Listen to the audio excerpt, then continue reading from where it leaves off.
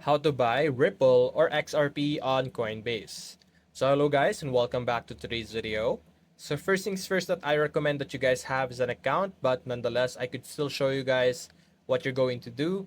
So over here, as you can see, simply click on all assets over here and you should be able to see all cryptocurrencies or all assets that we are able to purchase.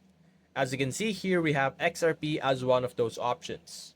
If you can't see XRP, simply click on the search icon and you're just simply going to search XRP and you should be able to see the top option over here and you should be able to click on buy.